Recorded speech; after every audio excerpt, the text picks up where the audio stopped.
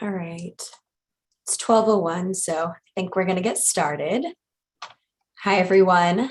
My name is Paige Samblene, and I will be moderating the third installment of the Introduction to Environmental Law series that's co-presented by the CLA Environmental Law section and the California Young Lawyers Association, with today's topic being the California Environmental Quality Act, which is also known as CEQA.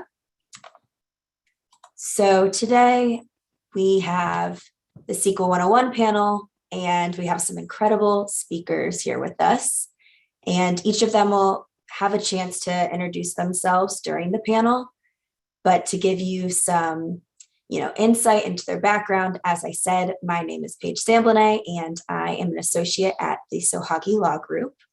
And our speakers today are Mindy Jen, who is a fellow at Shute, Mahaley & Weinberger, Nathan George, an associate at Remy Moose & Manley, and Nicole Gordon, who is a partner at the Sohagi Law Group. So today we will be providing you with some background on CEQA, what CEQA is, and some of the procedural and substantive basics, and what the CEQA litigation process entails, essentially. We'll also be providing you with a way to get involved, various ways to get involved, and we have time at the end for questions and discussion. And if any of you in the audience have questions during the panel, please type them into the chat box, and we will get to them, as many as we can, during the Q&A period. So let's get started.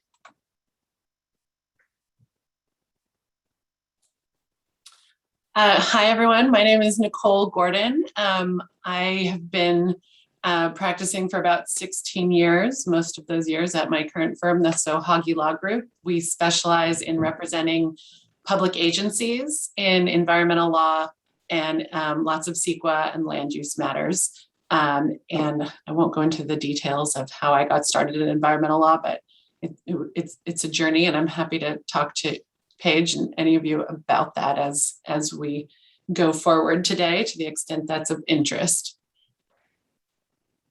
So we're going to talk about CEQA, and we have an hour, which really is 45 minutes with questions and answers, which is much, much too short, because you can spend days and days talking about the basics of CEQA, and then more days about all the case law that comes out every few minutes. It feels like there's a new case that appears on the horizon. So we CEQA practitioners are always trying to stay on top of those things, and we'll try to do our best today to give you a very high level overview of sort of the things you need to know if you're thinking about getting involved in the CEQA practice area.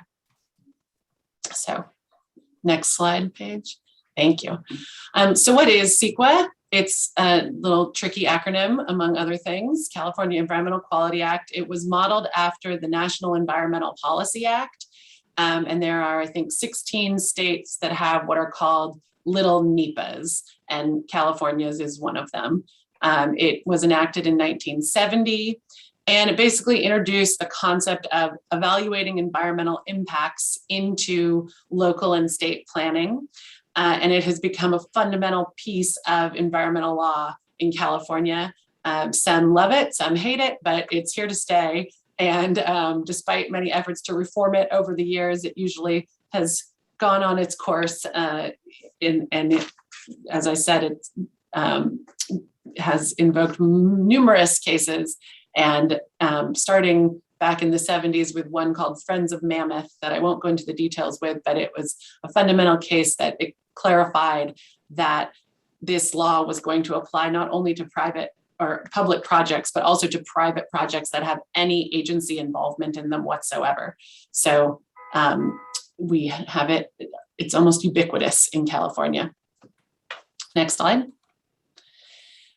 So the whole concept behind CEQA is really a public disclosure process, and making sure that whenever an agency approves a project, and I think Mindy's going to talk to us about what a project is, but whenever an agency approves a quote unquote project, that it considers environmental factors. And there's a long list of environmental factors that agencies are specifically required to look at. And really the focus is on the physical environment and how projects are going to change the physical environment. And it also requires public engagement all along throughout every step of the way. There's requirements for noticing and for taking public comment and for responding to that public comment. And so it's really designed to inform the public and also to inform the agency's decision makers to make sure that they have all of the information in front of them about what the environmental impacts of their project approval will be. It also is supposed to encourage agencies to coordinate with one another and to make sure that the public has an opportunity and anybody has an opportunity to enforce CEQA with the law, with the courts, and go through the judicial process to make sure that agencies are complying with CEQA. And so hence all of the case law at both the Superior Court, Appellate, and Supreme Court level. Next slide. Oh, I think that. So unlike a lot of environmental and planning laws, CEQA is multidisciplinary. So it covers agricultural impacts, it covers air quality impacts, it covers noise impacts, it covers health impacts, it covers transportation impacts, all sorts of things. And so a lot of times that is by design, because we want an agency's decision-making process to be informed by this breadth of potential impacts. It also sometimes means that almost everything sort of gets swept into a CEQA document, and CEQA sometimes is supposed to answer all of the state's environmental problems, which it can't do that, but it can do its best. It doesn't require that there's any particular result at the end of the environmental review process, and agencies can approve projects even though they might determine that they would have very significant environmental impacts. It does allow for that so long as agencies make findings that explain the basis for their conclusions and identify project benefits that outweigh the project's impacts. It integrates with other laws, and it's not a permit, it's a process. So you don't get your CEQA at the end of the process. It's not exactly a project entitlement in the way some other laws give you an entitlement to build something. It is just the process that is necessary to go through before the project can be approved. Next slide. So for you all out there, as I said, to do this in an hour is almost impossible, but luckily there are lots and lots of resources available to you if you are digging down deep into this area of environmental law. So the law itself is codified in the Public Resources Code. And then there is a set of CEQA guidelines that interpret the Public Resources Code and give more helpful instructions on how to comply with CEQA. And both the statute and the guidelines are given mostly equal weight by the courts and by agencies interpreting CEQA. The guidelines and the statute, the 2021 version, there is all available on the website that we have up here on the screen. It's from the California AEP. About halfway through the year, they make this publicly available, but it's also available on Westlaw and LexisNexis and all those good things that many of you students have free access to. So there are also local agency CEQA guidelines or state agency CEQA guidelines that might give more specific interpretations of these rules. And of course, the litany of court decisions that are always interpreting what these code section means. And then up to the lawyers here to figure out how can we use that best to help our clients, in my case, help our clients comply with CEQA. In addition, OPR, the Governor's Office of Planning and Resources, puts out guidance on certain things that may be particularly tricky for practitioners. Those are all available on the web. And CEQAnet web portal is a great resource for finding CEQA documents themselves. So if you're looking for a particular document, that's a good place to start. And starting next year, there are going to be many more requirements to have documents posted electronically. CEQA is sort of in the dark ages on that right now because it's encouraged but not required, but there's gonna be a lot more noticing and publication of documents required online. Next slide. So CEQA authorizes agencies to do a number of things. It can, when it identifies a significant impact, the CEQA requires the agencies to do everything they can to identify mitigation measures to reduce or avoid a project's significant impacts. It authorizes agencies to disapprove a project if the significant impacts prove to be too great. It can also approve a project even though those significant impacts are great, as long as it finds that the benefits of the project outweigh the significant impacts. It allows for agencies to comment on CEQA documents prepared by other agencies, and it sometimes imposes fees on project applicants for CEQA implementation. There's a set of Department of Fish and Wildlife fees that are required before projects can move forward to mitigate impacts to fish and wildlife. But CEQA doesn't give an agency any particular new powers to do anything beyond what it normally can do. It just allows it to modify a project to mitigate or avoid impacts. Next slide.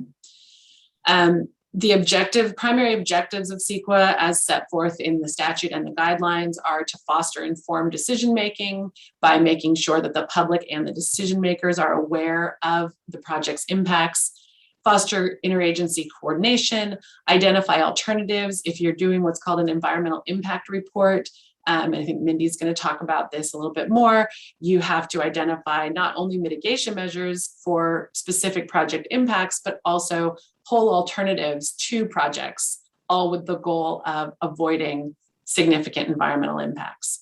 And like I said before, it's really a public disclosure document that is encouraging public participation throughout. So there's a 30 to 45 day, often that's extended comment period on environmental impact reports, and an obligation for agencies to then consider all of the public comment that's received and draft written responses to those comments into what becomes a final document that goes to the agency for approval.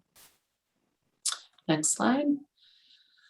So this graphic sort of illustrates the players in the CEQA process with the lead agency in the middle. The lead agency is going to be the agency with primary responsibility for either undertaking or approving the project, but there are lots of other people and agencies involved. There are other responsible and trustee agencies. So that would be agencies that have some other permitting authority over a project or some purview over a natural resource that the project will impact. There are, of course, concerned citizen groups and organizations who are actively participating in the CEQA process and making sure that their voices are heard, that maybe the voices of people out in the public that the lead agency hasn't considered get their voices heard during the process. There are the environmental consultants that are often hired to prepare CEQA documents and have expertise in all of the resource areas that are required to be evaluated under CEQA. If it's a private project, there's a private applicant, a project applicant who is asking the lead agency to approve this particular project and participating in the CEQA process from that perspective. There was a law passed a few years ago called AB 52, which brings Native American tribes much more into the CEQA process from the beginning and requires consultation with those tribes before proceeding with the project. And then sitting out on the outside is the courts, who are going to make sure that if anybody messes up, they're taken to task, and the courts can tell us what we've done wrong and redirect us, as they often do. Next slide.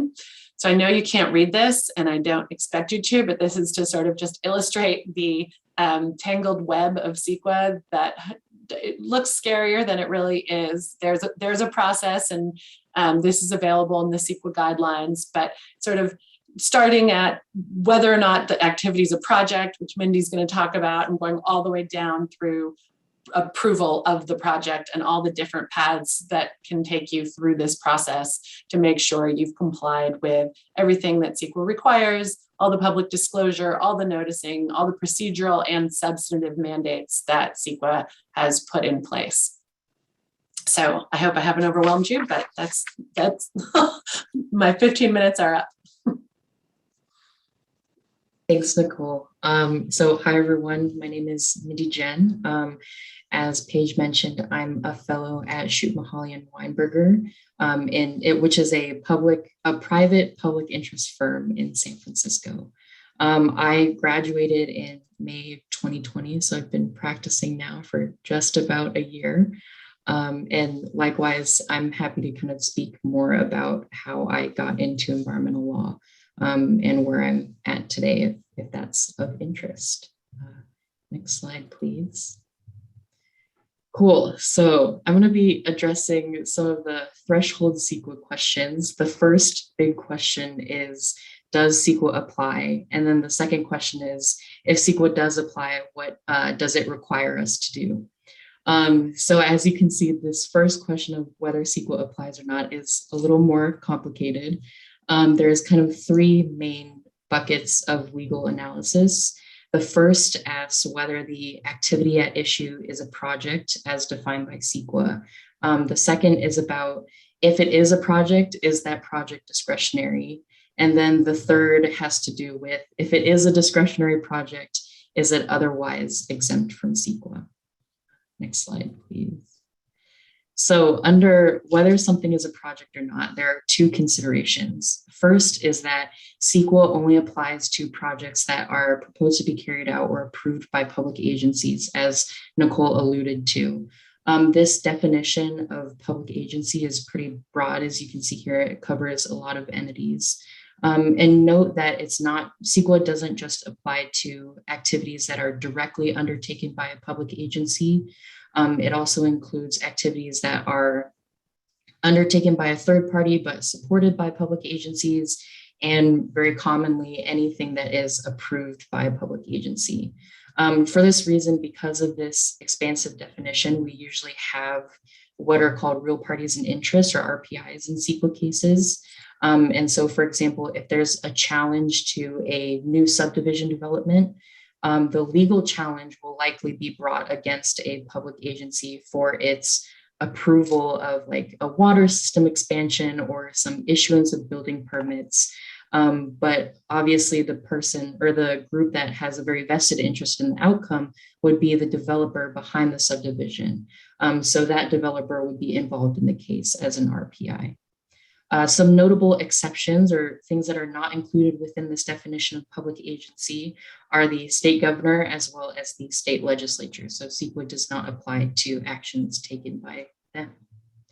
Next slide, please. Cool. So then that second part of the project definition asks whether the activity may cause either a direct physical change or a reasonably foreseeable indirect physical change in the environment.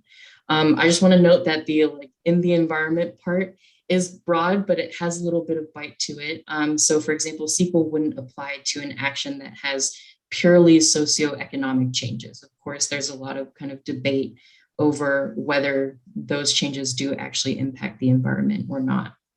Other considerations that kind of happen at this stage of legal analysis is one, whether the activity actually commits the public agency to doing anything.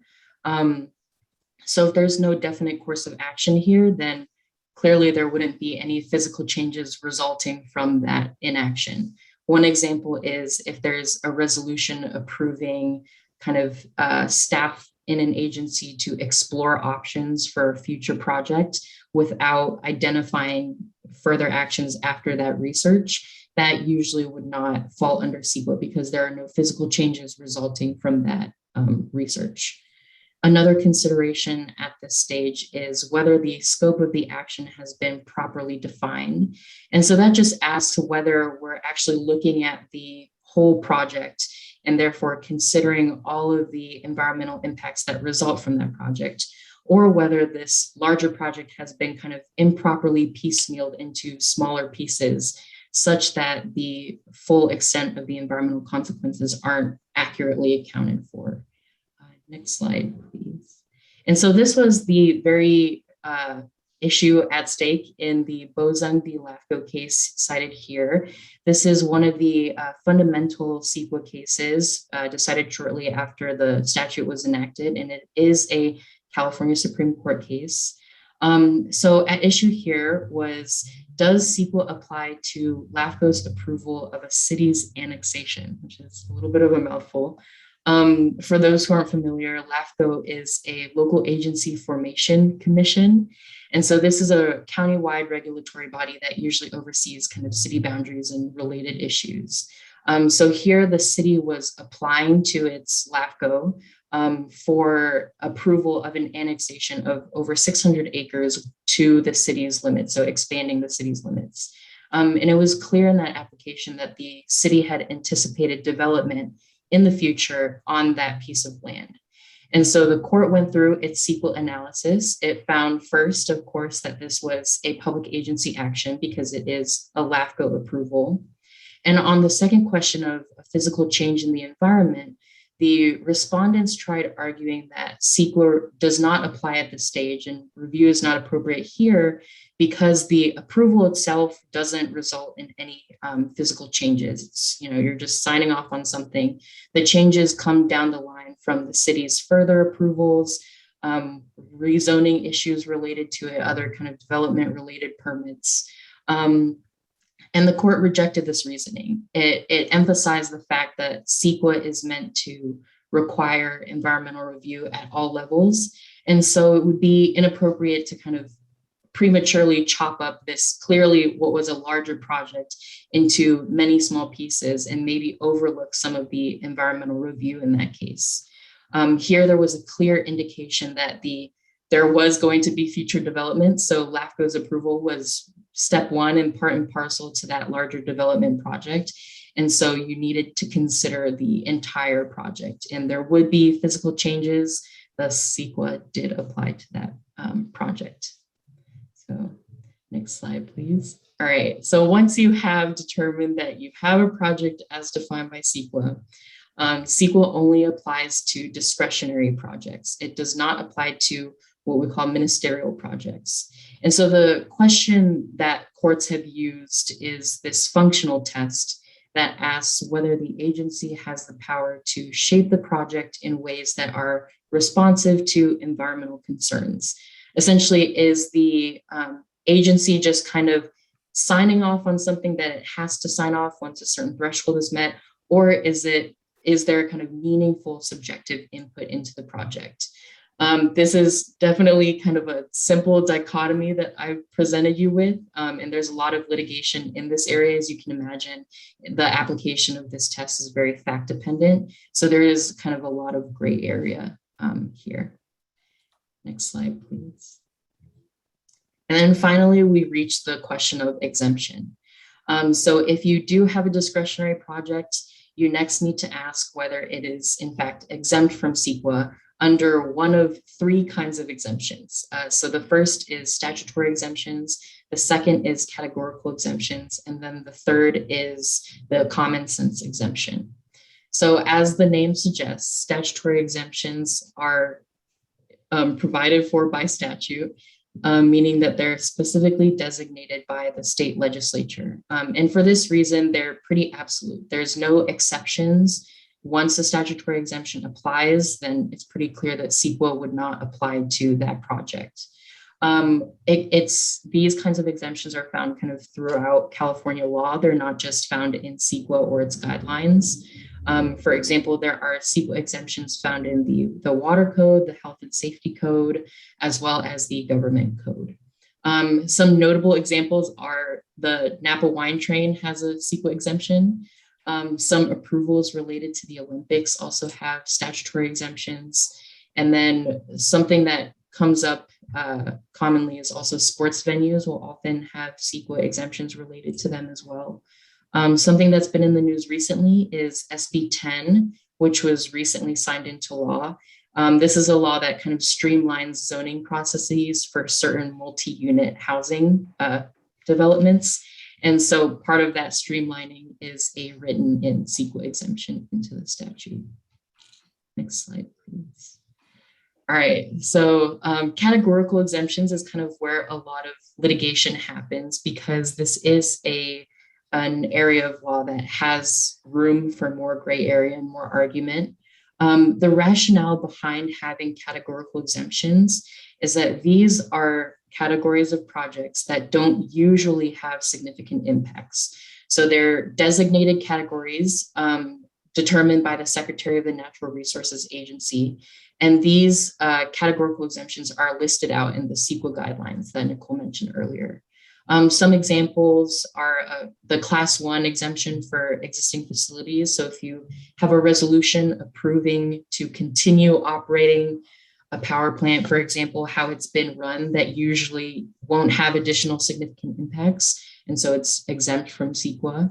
Another common one that comes up is the Class 7 and Class 8 exemptions for protection of natural resources and the environment. So if you have something that's beneficially impacting the environment, CEQA would not apply to that. Unlike statutory exemptions, the categorical exemptions are subject to exceptions, meaning, and this is to account for cases where, although a particular project might fit in that category, because of some aspect of that project itself, it will have significant impacts. And so we want to make sure that those impacts are properly analyzed and accounted for. There are specific and general exceptions. Specific exceptions usually relate to kind of location-based aspects of the project. If it's cited around like designated resources or listed waste sites, usually you'll have to do a CEQA analysis associated with that project.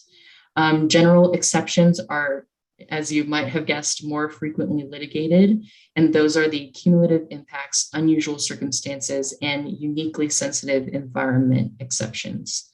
So this cited case here, Berkeley Hillside, is another recent CEQA case, and it's also come to be cited as a landmark case for this exceptions legal standard.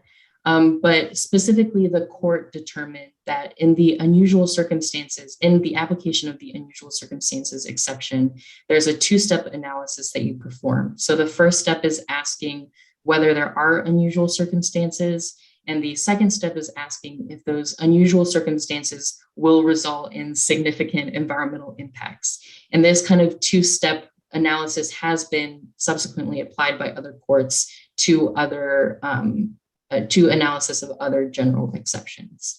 This is a very reductive summary of that case, but we won't get into too many of the weeds here today. Next slide, please.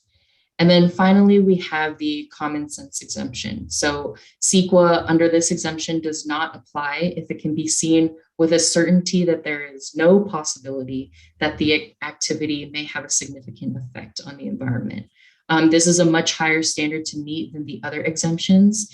And it's important to note here that the question is whether there's any effect at all. So projects, even with a beneficial environmental impact, would not qualify under this exemption. Although, as I mentioned before, they might be exempt from CEQA under one of the categorical exemptions. Next slide, please. All right, and then the second big question is, what does CEQA require?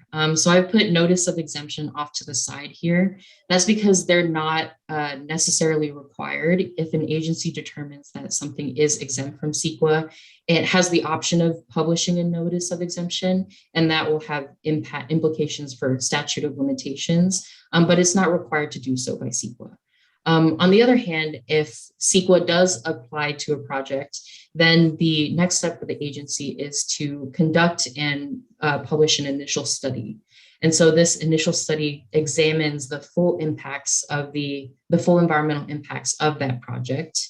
Next slide, please. And if that study determines that there are no significant impacts, or if those impacts can be rendered insignificant through feasible mitigation, then the agency will publish some form of a negative declaration, whether it's a neg deck or a mitigated neg deck.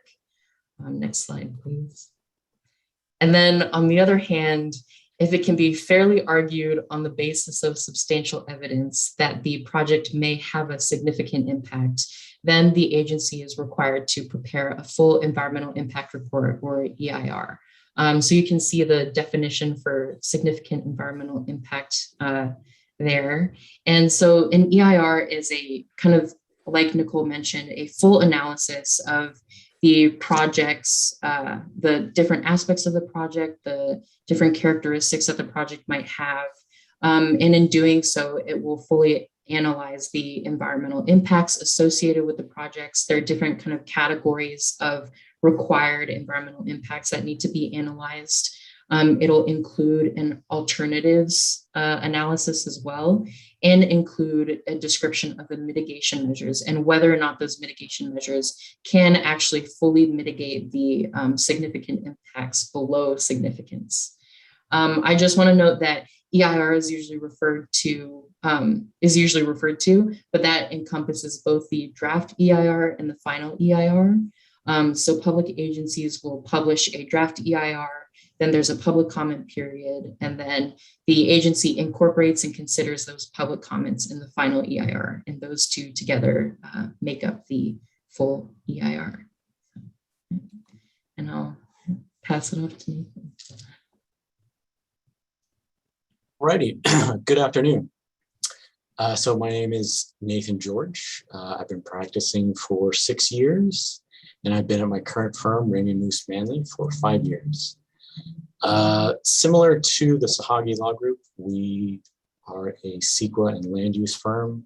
We represent a lot of agency clients, but we also have a lot of private developer clients as well.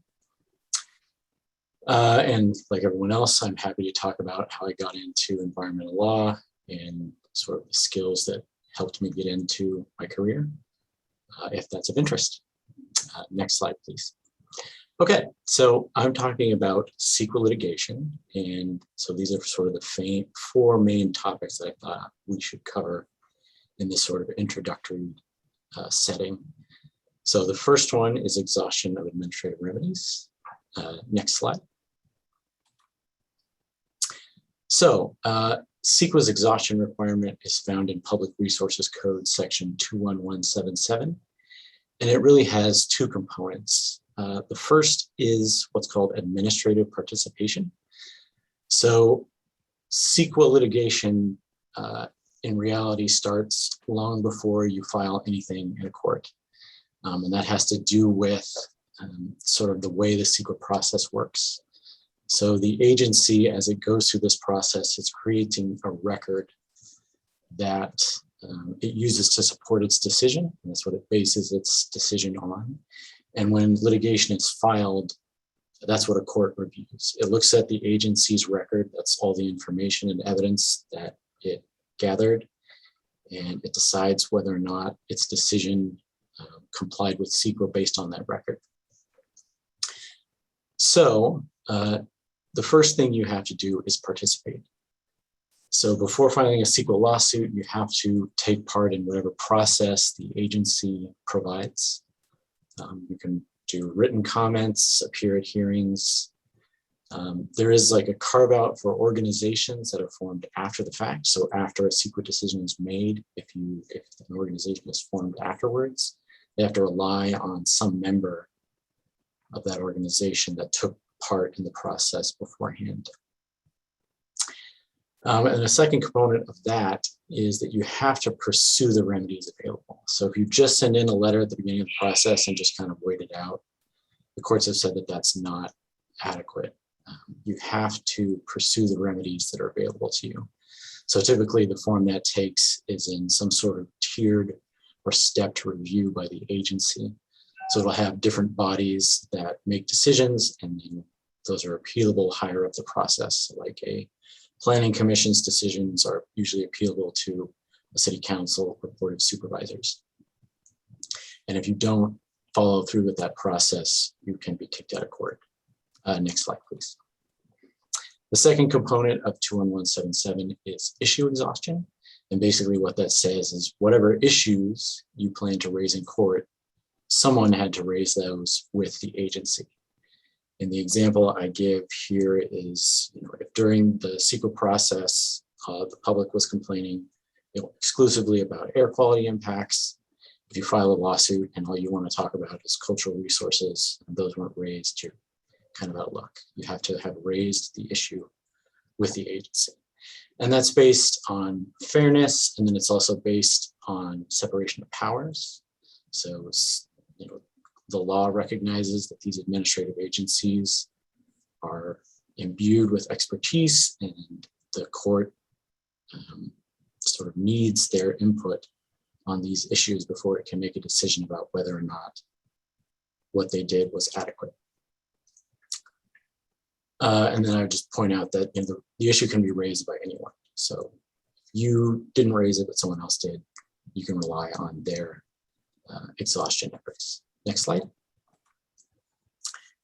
So sort of the flip side of that is once you decide to sue, you have to do it really fast. So in regular civil litigation, you often have years to consider whether or not you want to sue. Under CEQA, it's very short. You have sometimes as little as 30 days up to 180 days. And I have here a breakdown of what 21167 says about different instances. And I won't go into detail, but they're there. Next slide. So there are some instances where you can kind of push it out a bit. If there's defects in the agency's posted notices, whether that be the amount of time they didn't post it for the full 30 days, or if there's some other written defect in there that it doesn't adequately identify the project, then the longer, which is still pretty short, 180-day deadline applies. And then there have been situations where you'll go, a notice will be posted, adequately describes the project, it's posted for the full period of time, but then down the road, it turns out that what gets built actually isn't what they gave notice of. And in those special situations, courts have said, well, okay, since the notice didn't describe the project built, once you found out about the project, you had 180 days to file your lawsuit. Next slide, please. Okay, the standard of review under CEQA, and that is the abuse of discretion standard. So as we talked about earlier, CEQA applies to discretionary decisions, discretionary actions, and the test is whether the agency abused its discretion in reaching its decision. And so there's two aspects of that. How does an agency abuse its discretion under CEQA? First way it does is by failing to comply with CEQA's procedural mandates. And the case law says that those are legal procedural issues that courts review de novo. What that means is there's no deference to the agency's decision-making and conclusions. So that means the court gets to look at the agency's decision and decide on its own, were they right? Was this the correct way to comply? And then CEQA says that they don't require technical perfection, but look for adequacy, completeness, and good faith effort at full disclosure. Next slide. So the second way an agency can abuse its discretion is by failing to support its factual conclusions with substantial evidence. And these are factual policy issues that are reviewed under the deferential substantial evidence test. So the court reviews the agency's record and decides whether there's substantial evidence to support the agency's decision. And CEQA has a definition of substantial evidence, and it basically means some evidence or reasonable conclusions or inferences based on that evidence that a reasonable person could agree supports the decision. So it's pretty deferential, the standard. The court does not independently decide whether a decision or conclusion was correct or good policy. That's left to the discretion of the agency. Next slide, please. And this is the last little bit here, the remedies available under CEQA. So if you get through, you exhausted, you filed your lawsuit on time, you show that the agency abused its discretion, what can you get? You can get a writ of mandate, and what that is an order from the court telling the agency to do something. Usually it's two parts. One is set aside your decision. All are part of that decision. So the resolutions, ordinances, permits, whatever the outcome of its process was. And the other part of it is an order commanding the agency to take actions to comply with CEQA. And it's usually fairly general. as far as what the order will say, and that ties into the limits. So the order can only require an agency to do what's necessary to comply with CEQA. Can't say you should do even more than what CEQA says. And it cannot limit or sort of commandeer the agency's discretion. And that again ties into the separation of powers doctrine. And then the other part of it, what people often ask for is an injunction or stay. And that is an order telling the agency or the project proponents, the real parties in interest, to refrain from acting on a project in a way that could impact the environment until the agency complies with CEQA and the writ. So can't go out and start moving dirt around or demolishing existing structures. You have to wait until there's compliance. And that is it. All right. Well, first, panelists, thank you so much for being with us today. This was very informative. And like they said earlier, we could talk about CEQA for days, but this was a great summary. For those who are interested in getting involved with the environmental law section or California Young Lawyers, you can join CLA, CYLA, or any of the sections once you graduate. You can also do it as a student. I did it as a student, and I would receive all of the updates for any events or any other things as well. Also attending the webinars and in-person events such as the Yosemite Conference, the Diversity Conference, this 101 series, or the annual meeting are great ways to get involved as well. And then for practicing attorneys, sorry, my light went off. For practicing attorneys, you can earn MCLE credit through online videos or self-study. And submitting articles is also a great way to get involved. There's also 10-minute mentor videos on YouTube for CYLA that are extremely informative and super useful. And participating in the student negotiation competition and any of the writing competitions are extremely useful. I did the student negotiation competition, and it was very useful for what I do, practicing every day. Attending the book club is also great. And then also applying for any of the summer fellowships, which we'll talk about a little bit later and also in tomorrow's webinar. So tomorrow's webinar is actually navigating the Yosemite Conference, which is coming up. It is the 14th through the 17th of October. And the Yosemite Conference is essentially one of the biggest conferences, and it's a great way to kind of navigate all the different types of environmental law. If you're into water, if you're into air, land use, CEQA. And what we have tomorrow is essentially how to make the most of that and how to navigate the conference. And for any of those who are interested who have not signed up for it, it is tomorrow from 12 to 1. And lastly, the Diversity and Inclusion Fellowship for Law Students is an incredible way to go to a summer fellowship and have a paid way through the summer. So I was a diversity fellow, and I can't speak enough to how great the fellowship is and how many opportunities I was provided because of the fellowship. And I really, really encourage any student who is interested to reach out to me or any of the other fellows. I know on the website, on the environmental law section website, there is a diversity and inclusion kind of board of previous fellows that are on there. So reaching out to any of us, is always encouraged. And that is it. So we can open it up for questions. I do see a few questions in the Q&A, so I'm going to stop sharing and look at the questions. So let's see here.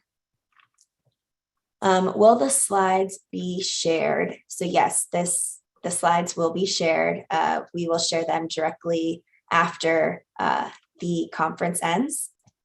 And another question, because changes in the environment are gradual, either by natural causes or by way of human impact, with the natural environment gradually deteriorating due to the implementation of new projects spread out over decades. How far into the future does a typical environmental review take into consideration? And there are sub questions to that, but I'm going to go ahead and open that up so you all can answer that first question. I'm happy to take a stab. Nobody else Sure. wants to volunteer. Okay, great question. So there's no set rule under CEQA of how far into the future an environmental review has to look. A lot of projects will commonly identify the horizon year of the analysis to be concurrent with the day the project is constructed, so the build out year of the project. But it depends what kind of project we're talking about, because there are projects that are physical projects like a building or a bridge, and then there are projects that are plans. A general plan for a city or county has to go through a CEQA process, and in some of that more programmatic planning type of projects, typically you look out to the length of the plan, which can be 20 years, 40 years, depending on the plan. But the rule for that doesn't come from CEQA. It usually would come from whatever governing statute is applicable to the plan itself. So I hope that answers the question. Yeah, there's also a subpart, so you're not out of it quite yet. This also asks, are these the cumulative impacts you addressed earlier? I can answer, but Mindy or Nate, you want to Sure. volunteer? So looking at the first part of the question, they talk about changes in the environment occurring from natural causes or by way of human impact. So CEQA is, for the most part, limited to changes caused by human impact. So if it's some sort of natural process that's occurring, that typically does not trigger CEQA unless you could show that whatever you're doing, whatever the people are doing, is exacerbating that existing condition. So a good example, I guess, would be erosion, something that can happen pretty naturally, but then people can make it significantly worse. And then cumulative impacts, what that means in the CEQA context is sort of the amassed impacts of multiple projects. So when an agency is making a decision on a particular project, it can't just narrow its blinders to that. It has to look at what have we done in the past, what's reasonably foreseeable in the future, and what else are we doing right now. And so it considers all those things together or cumulatively. And again, it wouldn't necessarily take into account natural processes, but really just what other human-led or human-caused impacts are.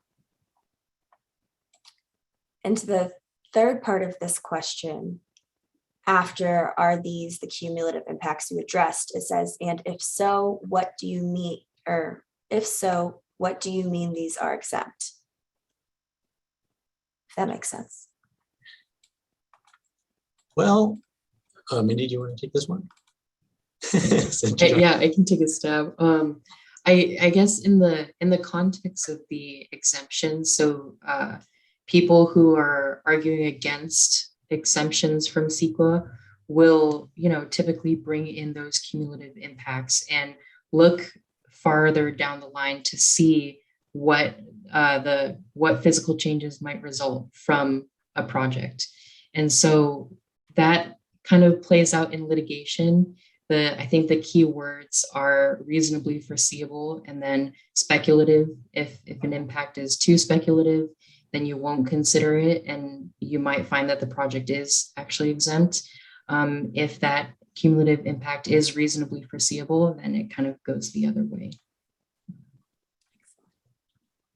So the next question, as the scientific knowledge bases grow and natural land becomes more scarce, are there safeguards for retroactive application of limitations where land use must be altered to allow for the reclaiming of natural open spaces or environments at the expense of a human construction/development.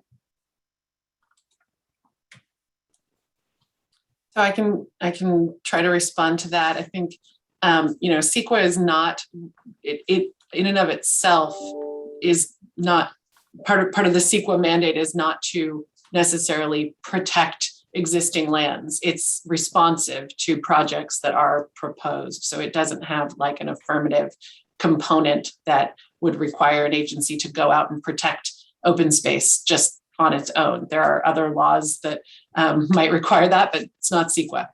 I'm not sure if this is going to answer the question, but there are ways that CEQA does require an agency to consider not just what the impacts are on the space that will be physically affected by the project, but on related areas. So I'm thinking of an example in a recent case that had to do with impacts to agricultural farmland. And the court there denied a mitigation measure that had required an agency to preserve. If you're going to destroy 1 acre of farmland, you had to get a conservation easement over another acre of farmland. And that was supposed to mitigate the impact. And the court said that doesn't mitigate the impact because previously you had 2 acres of farmland, you're getting rid of 1, preserving the other, you've still lost 1 acre net. So in that sense, there is can be mitigation that requires preservation of existing land separate and apart from the project site itself. Excellent. The next question is directed at Nathan. Is it common to raise a culture-related claim together with the environmental one, or is it better to sever them? Any resources on the cultural claims, please? Thank you. Well, so that was from my example of issue exhaustion. And CEQA does require agencies to consider impacts to cultural resources. That's one of the categories of environmental impacts that are required to be considered. So it's quite common for people to raise cultural impact issues during the CEQA process when an agency is considering any sort of development that could impact cultural resources. If you're talking about filing a lawsuit, I mean, it would still be under the umbrella of CEQA, so you would bring them the same action. And if you're talking about commenting during the agency's approval process, yeah, I mean, you typically see letters come in from folks that raise a host of issues that they're concerned about, that the agency hasn't adequately considered or mitigated for.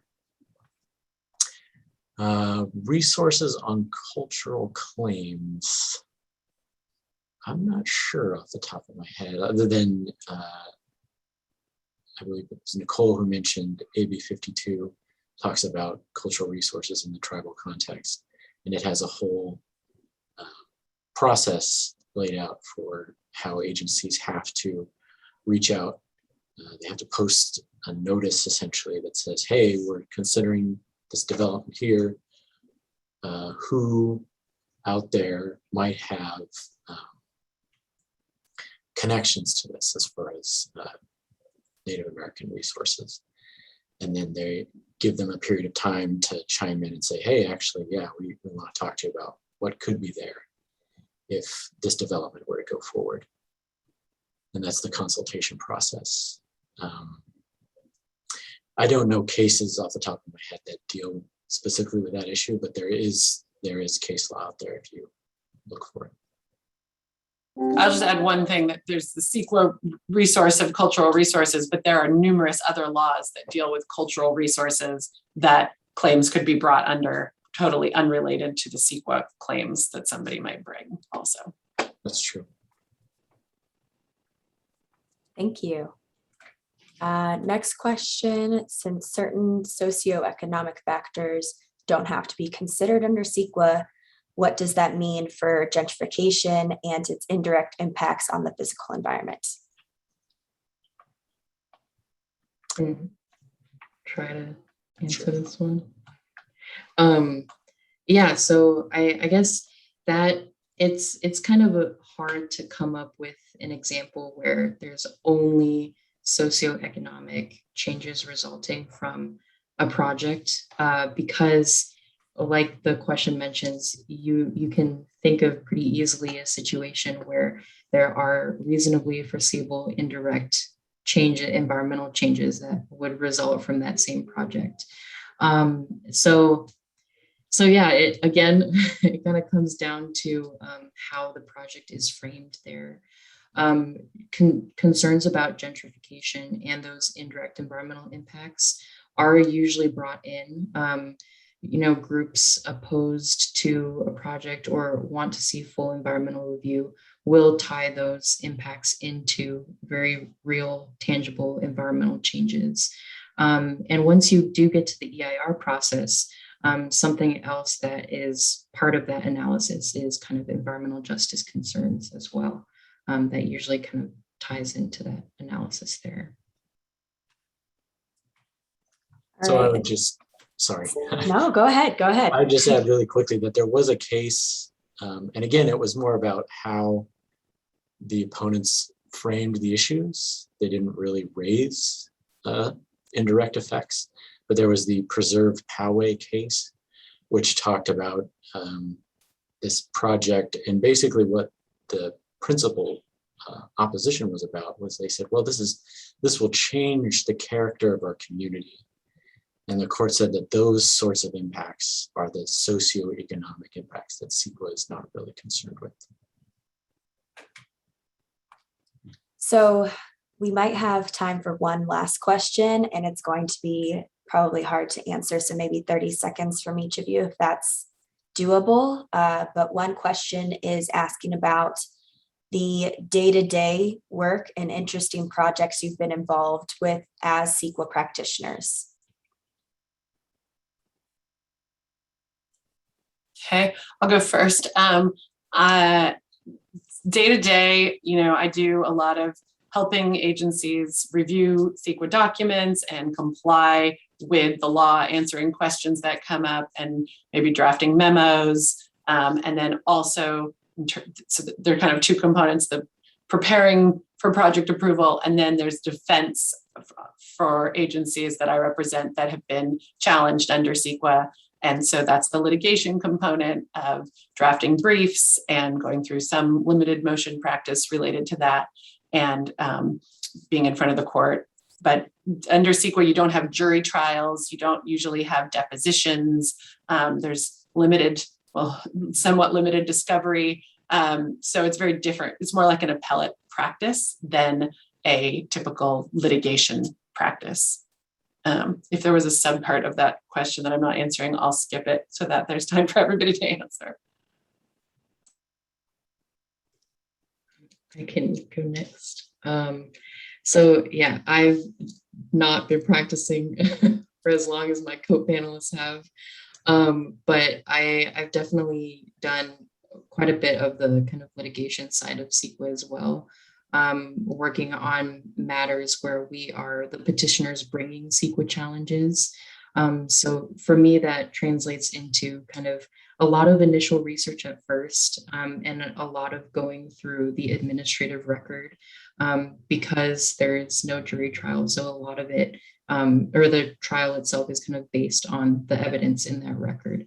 And then that eventually leads into kind of drafting briefs and working with the partners that I'm working on a matter with in that aspect. On the agency side, there's a little bit of kind of when we get somebody asking us what they need to do to comply with CEQA as well, doing the legal research in that aspect and kind of giving our recommendations there.